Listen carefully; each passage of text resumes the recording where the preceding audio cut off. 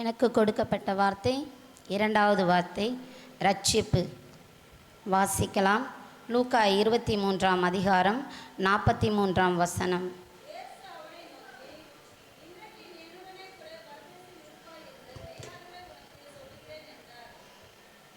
ஆமேன். கண்களை மூடி நம்ம செபிக்கணும். ஆவியானவரே மை ஸ்தோத்தரிக்கிறோம் அப்பா. இந்த நாட்கள் ஆவியானவரே ரட்சிப்பை குறித்து ராஜாவை பேசும்படிக்கு ஆண்டவரே நீரே இறங்கி வந்து பேசும்படிக்காய் நான் செபிக்கிறேன். ஆண்டவரே அப்பா, தகுதி இல்லாதவர்களை தகுதிப்படுத்துகிற தேவனே மக்கள் நாங்கள் நன்றி செலுத்துகிறேன் ஐயா. ஒவ்வொருவரோடு கூட நீ இடைப்படும்படிக்காக செபிக்கிறேன். ஏதோ ஒவ்வொரு வருடமும் வந்தோம், நாங்கள் பேசினோம், இது நாங்கள் தியானிக்கிற காலங்கள் என்று நினையாதபடி காண்டவரே உள்ளம் உடைக்கப்பட்டவர்களாய் மாறும்படிக்கு கர்த்தர் உதவி செய்வீராக. ஆவியானவரே உம்முடைய கரத்திலே ஒப்பு கொடுக்கிறேன். இயேசு மூலமாய் செபிக்கிறோம் எங்கள் ஜீவனுள்ள நல்ல பிதாவே, ஆமேன். இந்த வாய்ப்பினை கொடுத்த இயேசுவுக்கும் இந்த வாய்ப்பினை கொடுத்த போதகருக்கும் முதலாவது நான் நன்றியை செலுத்துகிறேன். இந்த ரட்சிப்பை குறித்து பேசுவதற்கு முன்பாக இந்த ரட்சிப்புக்கு அந்த கள்ளர்கள், இரு கள்ளர்களை குறித்து சில வேத வல்லுநர்கள் என்ன சொல்கிறாங்கன்னா, அவர்களுக்கு பேர் உண்டு. அவர்களுக்கு பேர் வேதாகமத்தில் குறிப்பிடவில்லை. ஆனாலும் இந்த கள்ளர்களுடைய பெயர்கள் தள்ளுபடி ஆகமங்கள் புஸ்தகத்திலே இருக்கிறது. இடது புறத்தில் இருக்கிற கள்ளனுடைய பெயர் ஜெஸ்தா என்றும் வலது புறத்தில் இருக்கிற கள்ளனுடைய பெயர் டிஸ்பா என்றும் அவருடைய பெயர்கள் குறிக்கப்பட்டிருக்கிறதை அவர்கள் அந்த தள்ளுபடி ஆகமங்களில் இருக்கிறது என்று சில வேத வல்லுநர்கள், ஆராய்ச்சியாளர்கள் சொல்லுகிறார்கள். ஆக இந்த கள்ளர்கள் இன்றைக்கு எப்படி இரு கள்ளருடைய இருதயங்கள் எப்படி இருந்தது, இன்றைக்கு நம்முடைய இருதயங்களும் எப்படி இருக்கிறது என்பது தான் இந்த வார்த்தையினுடைய ஆழமான கருத்து. ஆனாலும் ஏசாயா தீர்க்கதரிசி மூலமாய் கேள்விப்பட்டவர் யார்? அவர் சொல்கிறார், ஏசாயா 1ஆம் அதிகாரத்திலே 59ஆம் அதிகாரத்தில் முதல் வசனம் சொல்கிறது, ரட்சிக்கக்கூடாதபடிக்கு என் கைகள் குறுகி போகவில்லை, கேட்கக்கூடாதபடிக்கு என் செவிகள் மந்தமாகவில்லை. இந்த வசனம் இந்த இரண்டாவது கள்ளனுக்கு பொருத்தமாக இருக்கும். ஆக முதல் கள்ளனை நம்ம பார்த்துட்டு விடலாம். முதல் கள்ளன் லூக்கா 23ஆம் அதிகாரத்திலே 39ஆம் வசனத்தை நாம் வாசிப்போம்.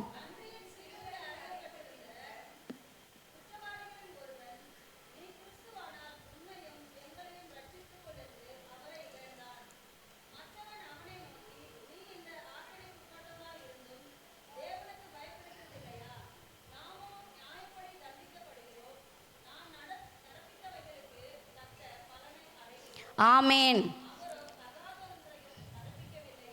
ஆமேன். இந்த முதல் கள்ளன் சொல்கிறான், நான் அவர் குற்றங்களை இருதயத்தில் என்ன செய்யலை, ஒப்புக்கொள்ளவில்லை. நம்ம செஞ்ச கள்ளன் என்பதற்கு மொழிபெயர்க்கப்பட்ட காரியங்கள் என்னன்னா, கள்ளன் என்றால் அவன் வழிப்பறியன், அவன் குற்றவாளி, அவன் ஏமாத்துக்காரன், வஞ்சகன் என்று சில மொழிபெயர்ப்பாளர்கள் சொல்கிறார்கள் கள்ளன் என்றால். ஆனால் இரண்டாவது குற்றவாளி என்றால் மரணத்துக்கு ஏதுவான கொலை செய்து கொலைபாதகன் என்று சில மொழிபெயர்ப்பாளர்கள் சொல்கிறார்கள். இந்த கள்ளனோ குற்றவாளியாக நிற்கும்படிக்கு அதே மாதிரி பாருங்க, மத்தேயுவிலும் மார்க்குலேயும் சொல்கிறது.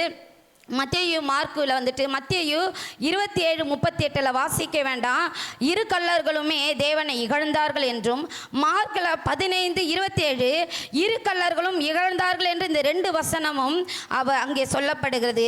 யோவான் இடது புறத்திலும் வலது புறத்திலும் ஒருவர் அடித்தார்கள் என்று, ஒரு மனிதன் அடித்தார்கள் என்று யோவான் சொல்கிறார்கள். அப்படியாக பாருங்க, இந்த வசனத்திலே இந்த லூக்கா மிக தெளிவாக, மிக துல்லியமாக, அருமையாக அவர் ஆராய்ச்சி பண்ணி எழுதுகிறாய். இந்த வசனத்திலே இந்த மத்தேயுவிலும் லூக்காவிலும் ஒரு காலம் குறிப்பிடவில்லை, இந்த கள்ளன் ரட்சிக்கப்பட்டதை குறிப்பிடவில்லை. லூக்காவிலே ரட்சிக்கப்பட்டதையும் அவர் நீ இன்றைக்கு என்னோடு கூட பரதேசியில் இருப்பாய் என்பதையும் அவர் மிக கவனமாக அங்கே எழுதுகிறார். அவர் மிக மிக கவனமாக அதை இங்கே எழுதும்படிக்காக ஆண்டவர் அவருக்கு கொடுத்த அந்த லூக்கா டாக்டர், அவர் அவர் மருத்துவர், அவர் அந்த காரியங்களை எழுதும்போது மிக தெளிவாக எழுதுகிறான். ஆக இந்த கள்ளன் நான் என்னை நீ தேவனானால் என்னையும் எங்களையும் உம்மையும் ரட்சித்துக் கொள்ளும் என்று இகழ்கிறான். அவர் மாத்தமாய் இகழ்ந்தார்கள், இவன் இஸ்ரவேலின் ராஜாவாய் இருக்கிறார் என்று மேலே லத்தீன், கிரேக்கு, எபிரேயர் பாஷையில் எழுதி ஒட்டினார்கள். ஆனாலும் அவர்கள் எழுதினாகதாக அல்ல, இயேசு இவ்வாறாய் சொன்னார் என்று எழுதுங்கள் என்று சொல்கிறார்கள். ஆனாலும் எழுதினதை அன்றி இனி மாற்ற முடியாது. ஏனால் அவன் அவர் ராஜாகவே இருக்கிறார். அவர் நம் தேசங்களுக்கு, அவர் அந்த இஸ்ரவேல் தேசத்துக்கு மாத்திரம் அல்ல, அவர் எல்லாருக்கும் ராஜாகவே இருக்கிறார். இந்த சம்பவத்தை ராஜாவாகவே எழுதினபடியே என்று சில தீர்க்கதரிசன வசனங்கள் நிறைவேறுகிறது. இந்த கள்ளன் அப்படி இராமல் அதை இந்த ஜனங்களும் இந்த ரட்சிப்பை விரும்பவில்லை. ஒருவரும் அங்கிருந்த எல்லா யூதர்களும் ஆகிலும் கிரேக்கராகிலும் அல்லது மற்ற ஜனங்களாகிலும் ரட்சிப்பை குறித்து ஒருவரும் கேட்கவில்லை. எல்லாரும் இகழ்ந்தார்கள், தூஷித்தார்கள், பல வார்த்தைகளாலே நிந்திக்கிறார்கள். இதையெல்லாம் இயேசு இந்த கல்வாரி சிலையிலே கேட்டுக்கொண்டிருக்கிறார். ஆனாலும் இந்த கள்ளன் உன்னையும் ரட்சித்து கொள்ளும், எங்களையும் ரட்சியும் என்று இந்த கள்ளன் சொல்கிறார். ஆனால் இரண்டாவது கள்ளன் அவருக்கு எதிராக பேசுகிறான். இருவரும் நண்பராக இருந்தாலும் இயேசு சிறைச்சாலைக்கு போகவில்லை. அங்கே சுவிசேஷங்கள் அவர்களுக்கு அறிவிக்கப்படவில்லை. அங்கே அவர்களுக்கு ஞானஸ்தானம் கொடுக்கப்படவில்லை. இவர்கள் இயேசுவை சந்திக்கிறது இந்த கல்வாரி சிலுவையிலே தானே சந்திக்கிறார்கள். ஆனாலும் அங்கே அவர்கள் ஒருவன் உணர்த்தப்படவே இல்லை. அவன் தன்னுடைய பாவத்தை மறைத்து அவன் பேசுகிறான். நீதிமொழிகள் சொல்லுகிறது, தன் பாவத்தை மறைக்கிறவன் வாழ்வடைய மாட்டான், அதை அறிக்கை செய்து விட்டு விடுகிறவனோ இரக்கம் பெறுவான். இந்த இரண்டாவது கள்ளன் இரக்கத்தையே நாடுகிறான். அவனும் கொலை பாதகன் தான், அவனும் கள்ளன் தான், அவனும் பல குற்றங்களை செய்தவன் தான். ஆனாலும் அவன் மனம் திரும்புவதற்கு ஏதுவான கனிகளை கொடுக்கும்படிக்கு அங்கே அவன் ரொம்பவும் சொல்கிறான், நாம் இந்த ஆக்கினைக்கு உள்பட்டவர்கள் தான், நம்ம தப்பு செஞ்சிட்டோம், நம்ம உண்மையாகவே எல்லாவற்றையும் செய்துட்டு தான் இந்த இடத்துக்கு வந்திருக்கிறோம், பரவாயில்ல, நம்ம அடிக்கப்பட வேண்டியதான், இந்த தண்டனை நமக்கு வர வேண்டியதான் என்று சொல்லி தன்னை தாழ்த்துகிறான். அவன் குற்றத்தை வெளியரங்கமாய் ஒப்புக்கொள்கிறான். இன்னைக்கு ரகசிய பாவங்கள் கூட பாருங்கள், நம்ம தேவனுடைய சமூகத்திலே ரகசியமாகத்தான் இருக்குது. என்னைக்கு நம்ம வெளியரங்கமாக ஒப்புக்கொள்கிறோம்? நம்ம இயேசுவை ரட்சிக்கப்பட்டு ஞானஸ்தானம் எடுத்தவர்கள் நாம் எப்படி இருக்கிறோம்? இந்த கள்ளர்களைப் போல, இந்த இடது புறத்தில் இருக்கிறதான அறையப்பட்ட கள்ளர்களைப் போல இருக்கிறோமா, அல்லது வலது புறத்தில் அறையப்பட்ட கள்ளனை போல நம்ம வாழ்ந்து கொண்டு இருக்கிறோமா என்பதுதான் இங்கே இயேசுவானவர் நம்மளிடத்தில் கேட்குற ஒரு பிரதான கேள்வியாக இருக்கிறது. அதற்கு மேலே 23:42 வாசிக்கலாம்.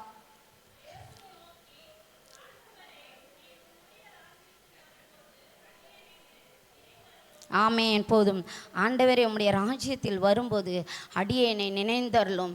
ஆமாம், இந்த ராஜ்யத்தை குறித்து அவனுக்கு எதுவுமே தெரியாது. ஆனாலும் இதெல்லாம் அவரை கேட்க ரட்சிக்கிறதுக்கு இன்னொரு கள்ளன் யோசிச்சிருக்கலாம்.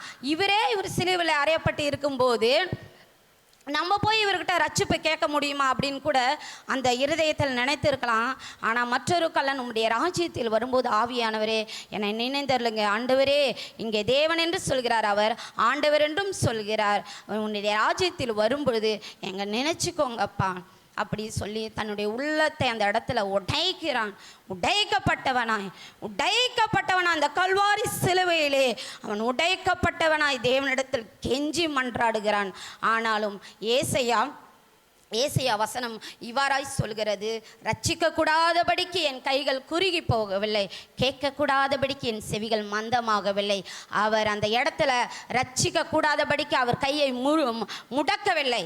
அந்த கள்ளன் பேசுவதை கேட்கக்கூடாதபடிக்கு இயேசு அந்த வேதனைப்படுகிற நேரத்திலே தன் செவியை மறைக்கவில்லை, திறந்து கேட்கிறார். அவர் கேட்டதுனால தான் இன்றைக்கு இப்பொழுதே நாமெல்லாம் ரட்சிக்கப்பட்டன. எப்போ அந்த இளைப்பாறுதல் இடத்துக்கு போவான்னா மரிக்கும் பொழுது. அவன் மரிப்பதற்கு முன்பாகவே இன்னைக்கு என்னோட கூட பரதேசி இருப்பாய், அந்த ரகசிய இளைப்பாறும் ஸ்தலத்துக்குள் நீ இருப்பை என்று சொல்லி ஆண்டவர் அவரிடத்தில் சொல்கிறார். அது மாத்திரமல்ல, யோவான் 12:47 ஒரு முறை வாசித்திடலாம். யோவான் 12 அதிகாரம் 47 வசனம்.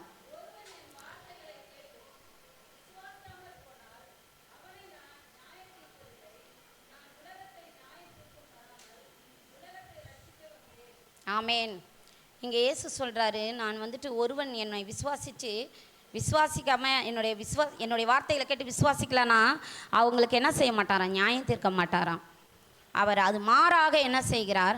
நியாயம் தீர்க்க அவர் இந்த பூமிக்கு வரவில்லை. இப்பொழுது நியாயம் தீர்க்கிற காலம் அல்ல. இந்த ரட்சிப்பே எப்படி வந்தது என்றால் கிருபையினால் வந்தது. ரட்சிப்பு கிருபையினால். ஒருவன் ரட்சிக்கப்படுவானால் என்னுடைய காரியத்தில் நான் சொல்கிற வார்த்தையினாலோ அல்ல, விசேஷித்த விதமாய் அவருடைய கிருபை அங்கே இருந்தால் மட்டும்தான் ரட்சிக்க முடியும். அப்போ ஆண்டவருடைய வார்த்தையை விசுவாசிக்கிறவரால் கூட அவங்க ஏற்றுக்கொள்ளனா கூட அப்போ அவங்களுக்கு நியாய தீர்ப்பு கிடையாது. எப்பொழுது நியாய தீர்ப்பு என்றால் ஆண்டவருடைய வருகையிலே தான் நியாய தீர்ப்பு. இப்பொழுது ஆண்டவர் வந்திருக்கிறது ரட்சிக்கும்படிக்கு தான் இந்த உலகத்துக்கு வந்தார். நான் நியாயம் தீர்க்க இந்த உலகத்துக்கு வரவில்லை, ரட்சிக்கும்படிக்கு நான் வந்தேன். ஒரு மனிதனை நியாயம் தீர்க்க இயேசு வந்தார் என்று நாம் ஒரு காலம் சொல்ல முடியாது. வேதாகமம் சொல்கிறது மிக தெளிவாக, யோவான் அதிகாரத்தில் சொல்கிறது, அவர் ரட்சிக்கவே வந்தார்.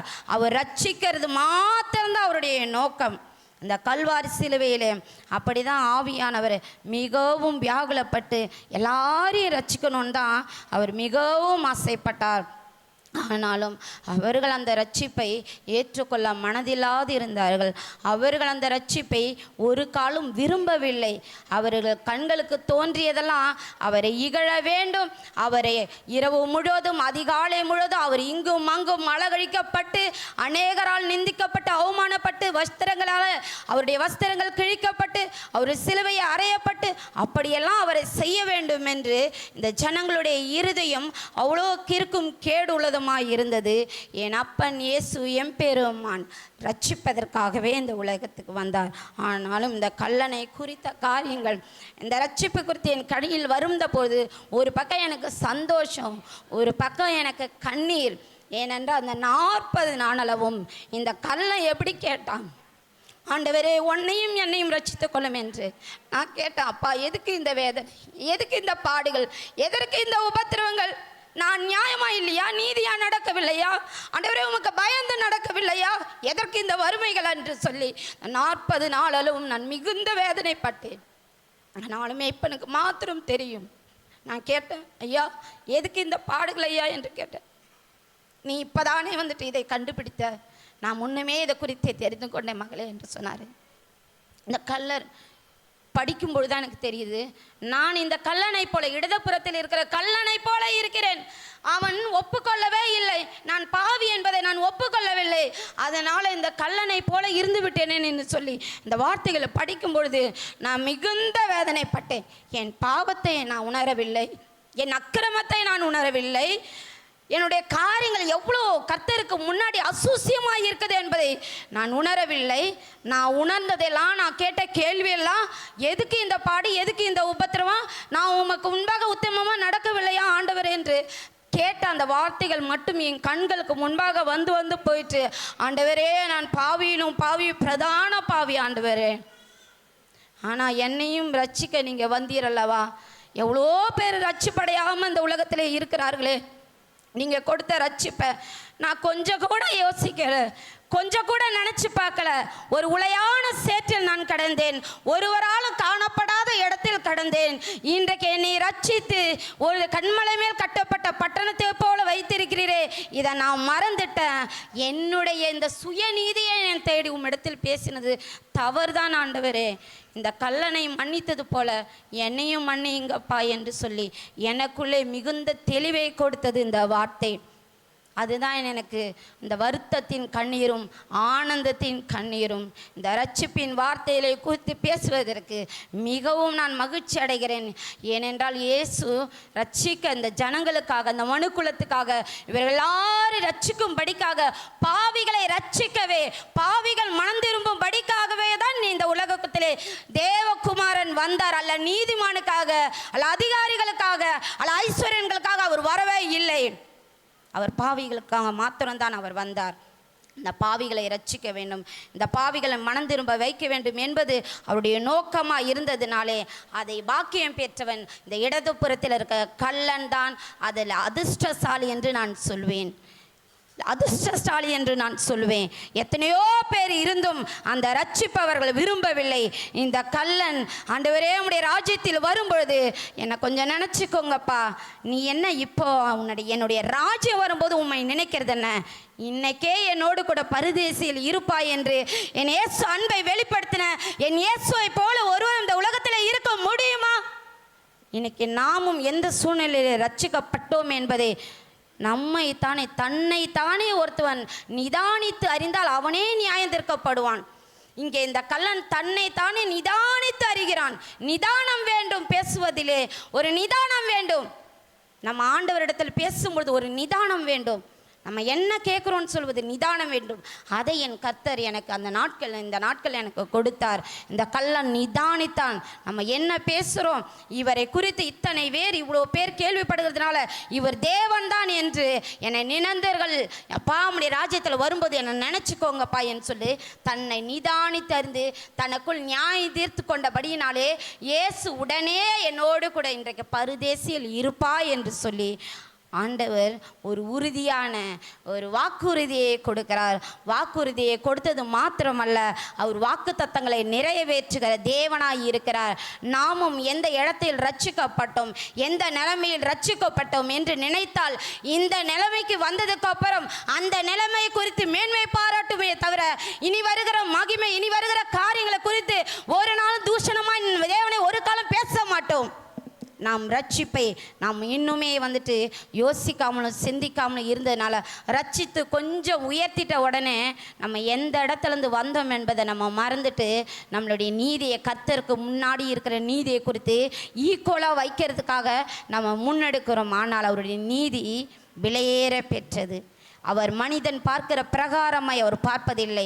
அவரோ மனிதர்கள் முகத்தை பார்த்து நியாயம் தீர்க்கிறார்கள். என் தேவன் இருதயத்தை ஆராய்ந்து அறிந்து நியாயம் தீர்க்கிறார். இந்த கள்ளனுடைய இருதயத்தை ஆராய்ந்து அறிந்து என் தேவன் நியாயம் தீர்த்தார்.